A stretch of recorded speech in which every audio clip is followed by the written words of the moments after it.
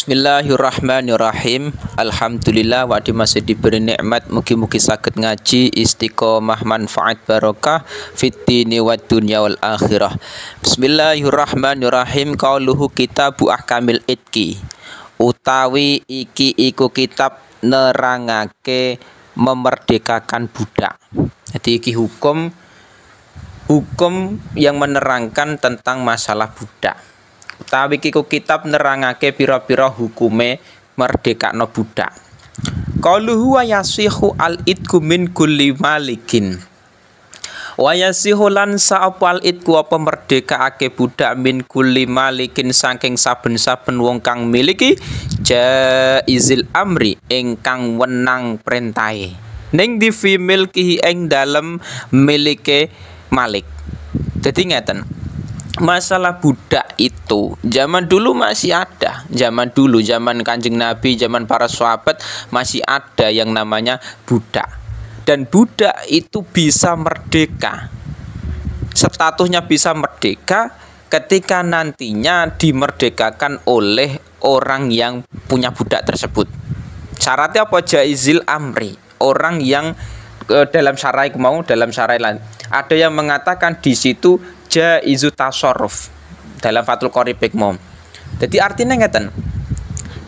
Yang bisa memerdekakan budak adalah orang yang diperbolehkan tasarrufnya. Artinya bukan anak kecil, bukan orang gila. Jadi misalkan ada anak kecil punya budak, maka statusnya dia tidak bisa memerdekakan budak. Tapi kalau sudah balik, akalnya normal, maka status mukallaf itu sudah bisa melakukan tasarruf, maka dia bisa memerdekakan budaknya seperti itu. Qauluhu wa yasih wa yaqau. Qauluhu wa yaqau lan tumiba apa al itku bisorihil itki kelawan sore lafat itik.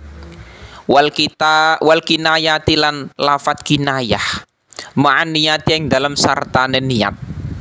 Jadi dalam memerdekakan budak itu ada dua lafat. Ada yang soreh, ada yang kinayah tapi harus dengan niat.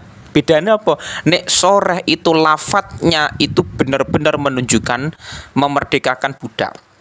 Tapi kalau lafadznya kinayah, bisa kemungkinan merdekakan budak, bisa kemungkinan tidak memerdekakan budak. Tapi kinayah harus adanya niat benar-benar dia memerdekakan budak, maka jadi. Seperti halnya dalam hal talak atau cerai juga demikian, ada yang lafadznya soreh, ada yang kinayah. Lah nek soreh jelas saya mentalak kamu, menceraikan kamu, jelas. Kalau kinayah bisa kemungkinan talak, bisa kemungkinan tidak. Nah, ini kembali kepada pembahasan budak. Budak sendiri bisa dikatakan soreh lafadznya. Memerdekakan budak bisa dikatakan soreh. Contohnya apa? Misalkan saya punya budak Z, kamu tak merdekakan, maka status itu lafate soreh. Jelas itu lafat yang menunjukkan memerdekakan Z dari budaknya, Imam. Lah, tapi ada juga yang kinayah. Kalau kinayah lafate kemungkinan bisa memerdekakan budak, bisa tidak. Contohnya apa? La milkali alaika. Tidak ada kepemilikan. Nah, tidak ada hak milik. Ya, tidak ada hak milik bagi diriku atas dirimu. Jadi ini lafadz bisa kemungkinan ke memerdekakan budak, bisa kemungkinan ke selain itu. Makanya disebut kinayah. Lah, itu bisa jadi memerdekakan budak ketika orang yang mengucapkan niate benar-benar memerdekakan budak dengan lafadz kinayah. Itu bisa. Seperti halnya talak cerai.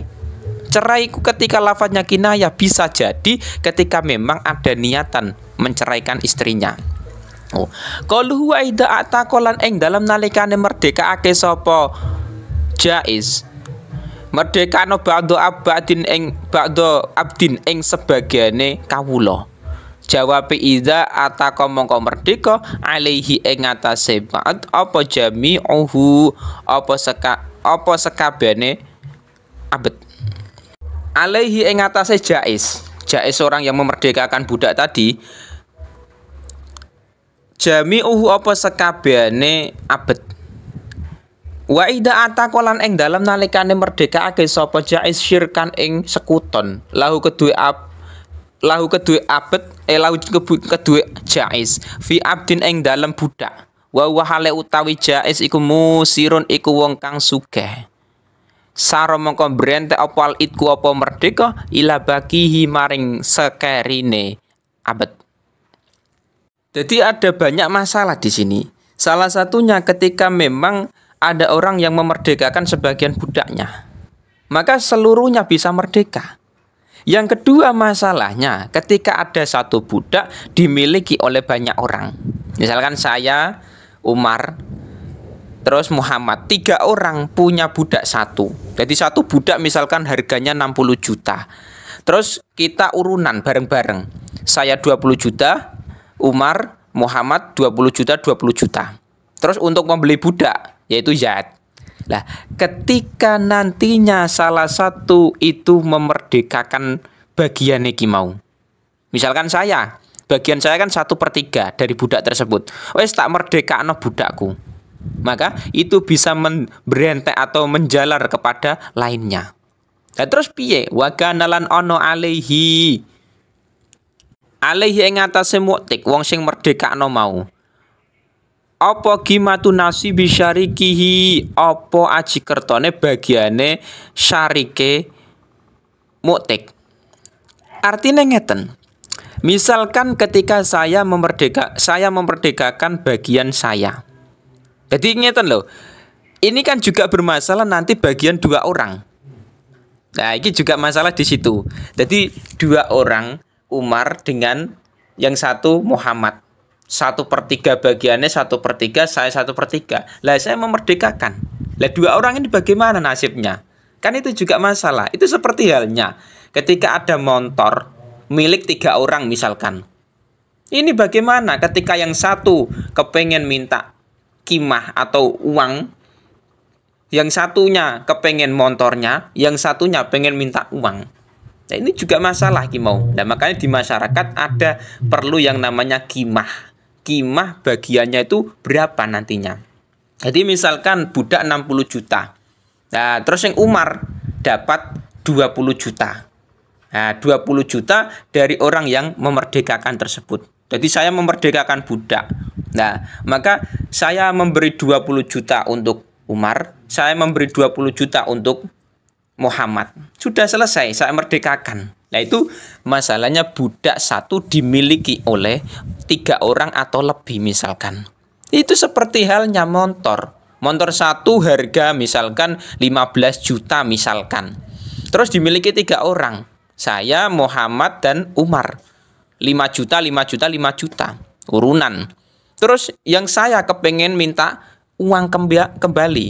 Lah yang 2 ini, yang satu kepengen minta uang, yang satu kepengen motor. Lah piye? Yang pengen motor itu berarti norok cara bahasane.